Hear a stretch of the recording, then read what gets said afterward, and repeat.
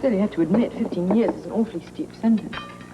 Would have been life if his plan had succeeded. I won't argue. Justice has been served. There's no point in questioning it. Unless, of course, your name happens to be Grant Armstrong's. I assume Jake is already working on the appeal. If he's any sort of a lawyer, he is. Okay.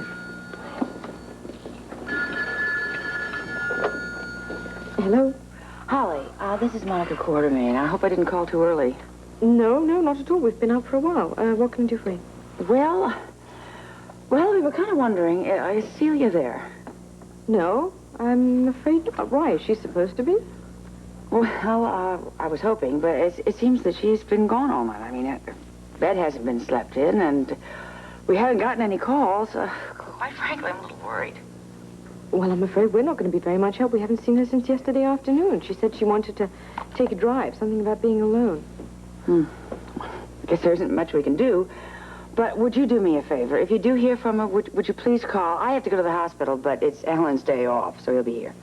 At the house? Yeah, he'll be here. Well, fine. We'll call you if we hear anything. Bye. What's up? Robert, I'm worried. Celia is missing.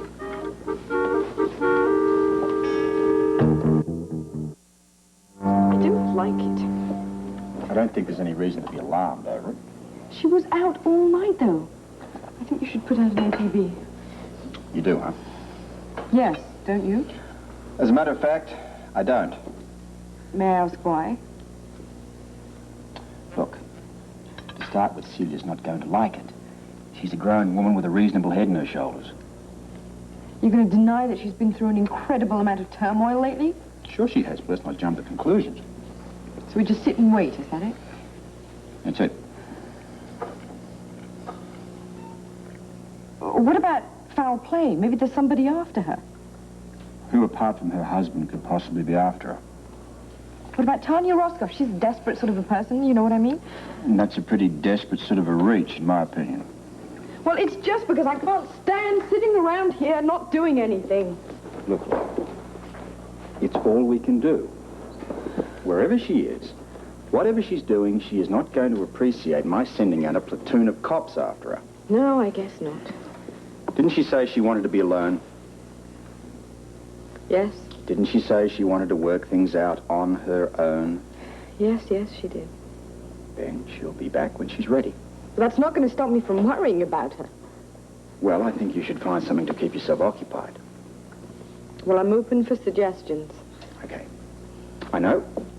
We're having Lee and Gail over for dinner. Why don't you zap into the kitchen and cook your worries away? Or bake them, or microwave them, or whatever. No, that's going to take only about an hour or so. I've got a whole day to kill.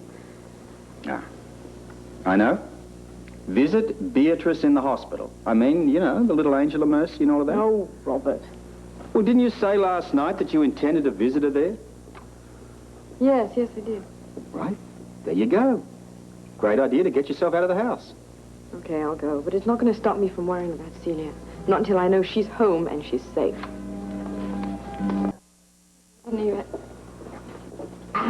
Alistair, is that you?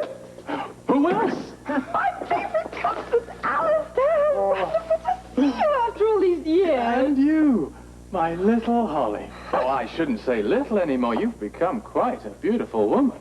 That's very nice, but I know you too well to trust your flattery. A wise choice. But what on earth are you doing here in Port Charles? Visiting an old friend I'd heard was sick.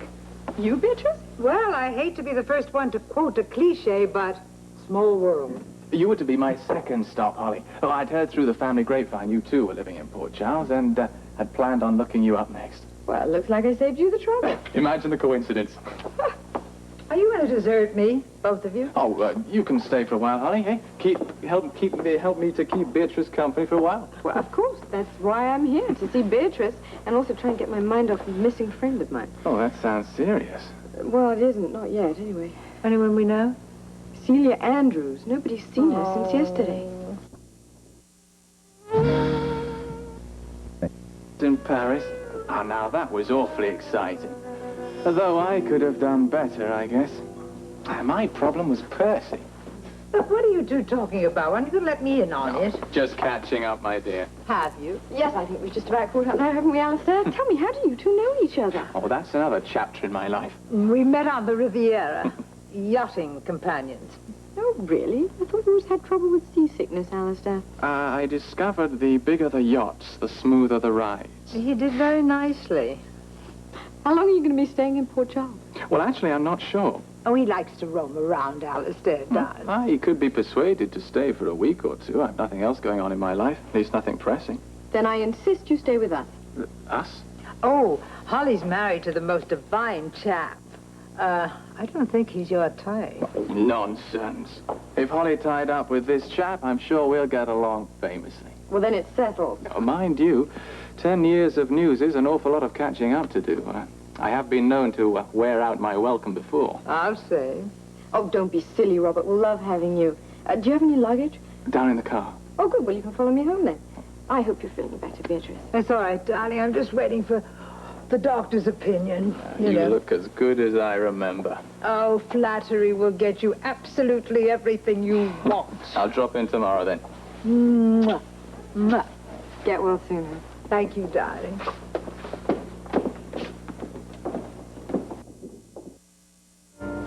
You had so much potential, Holly. Well, that's what upset them all so much. Young, beautiful woman. I'd opened up whole new horizons for them. Shame I wasn't the right girl. But you were for a while. Their #1 girl. Oh, no, not true, Alistair. It was Daddy's girl. That was fun. You know something, Holly? You and I had the only two senses of humor in the whole family. Oh, let's not forget Father. Now, he could tell a story, all right. In fact, I've yet to meet the man who could outdo Charles when it came time to tell a joke. Unfortunately, he'd lost a lot of that ability in his later years. Yes, I'd heard about his death in Victoria. I'm so sorry. Yes, well, the way it turned out, it was probably for the best. Percy was being really horrible to him. It was an escape for Father. Anyway, he was a good man. Probably too good for the family. But enough of this. You must tell me all about your husband. He's Australian. Oh, no. Wait, it gets better. He's an accountant. Police commissioner. I'm sorry?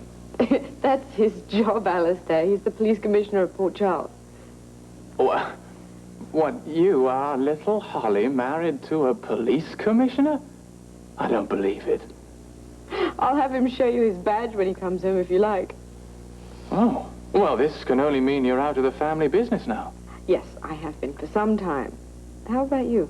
Oh, no. Not a bit of it. I'm like you now. Left with my memories and not much else. Well, I'm relieved. I was worried there for a moment that you were still involved. No. The thrill had gone out of it. No, I'm much happier now. Poorer, but happier. Oh, yes, I know what you mean. Well, you seem to be doing pretty well for yourself. Oh, well, Robert is. I'm just along for the ride.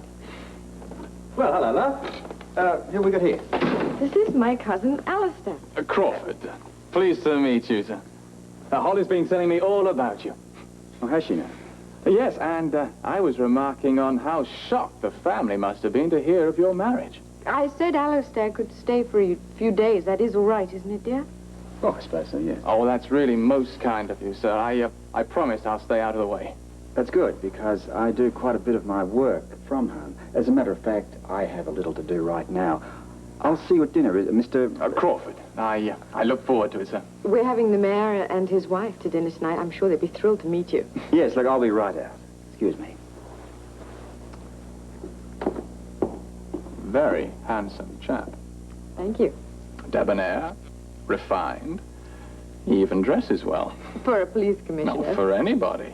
I better go upstairs and change myself if I don't want to be upstaged. You upstaged, Alistair? Never. How long do I have? Well, I'm expecting him for cocktails any second. Oh, I'll hurry then. Oh, and thanks very much again for all your hospitality. My pleasure.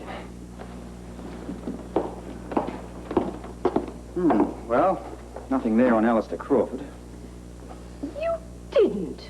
It's just a routine check. I mean, let's face it, some of your family are a pretty low-life lot. Well, this one is cousin. He and I went straight about the same time. You won't mind if I keep my eyes on the silver, will you? Very funny. I'm not joking. The man happens to be an invited house guest, and I would appreciate it if you would treat him with the accustomed respect. I'll work on it. That must be Lee and Gale. I'll get it. Hello. Oh, I hope we're not too early. No, not at all. Please come in. Make yourselves comfortable. Oh, hello, Robert. How are you? Oh, good. Hello, Lee? Robert.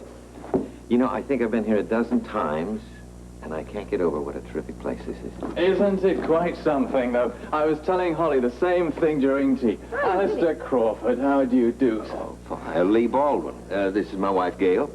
Hello. Pleased to meet you. Holly was telling me you're the mayor of this fine city, sir. Oh, yes. Well, for the next couple of years, anyway. Alistair is my cousin. He's going to be staying with us for a few days. Oh, well, isn't that nice? Yeah, I was just passing through and decided to look up my dear cousin Holly. It's been, what, Holly, 10 years? 10 years? And she hasn't changed a bit. Well, she has. The question is of you. You mentioned Casablanca. Now, tell me, is it still a haven for thieves and international criminals like it was before World War II? A few more tourists now, but yes, more or less the same. You've been there, then? Oh, once or twice. Soak up the local atmosphere. Must be a lot of it. You have to know the right places to look. All the exotic places in the world, and I hardly ever get out of Port Charles, except for psychiatric conventions. Come on once in a now, while. we take a lot of trips. Well, yes, but we certainly don't go to all these exciting places like Mr. Crawford has been to. Please. Alistair. Oh. I'd love to hear some of these stories, Alistair. Well, I spent a year in Argentina. Oh, now, that's another well-known hideout. Do you know there's even a bar there known as the Wehrmacht? German war criminals just drinking it up together. Well, that is terrible. Well, there's no extradition, you see. They can stay there as long as they like. Well, all right, that's one place we can skip on our next vacation. That's a wise choice. You've really been almost all over the world, then. Oh, around it about 3 times, I guess. Well, a lifetime of traveling. May I ask exactly what it is you do? For a living? Well, all that traveling, that doesn't come cheaply. He's a novelist, aren't you, Alistair? Yes. Yes, that's right. Most of my novels are set in exotic locales. That's why I do so much traveling. Well, I imagine you are very successful. If the stories you've been telling us are any indication. And you have a great imagination. Well, thank you. Yes, I guess imagination must run in the family, along with a few other things. I don't know why you'd say that, Robert. Shall we have dinner then?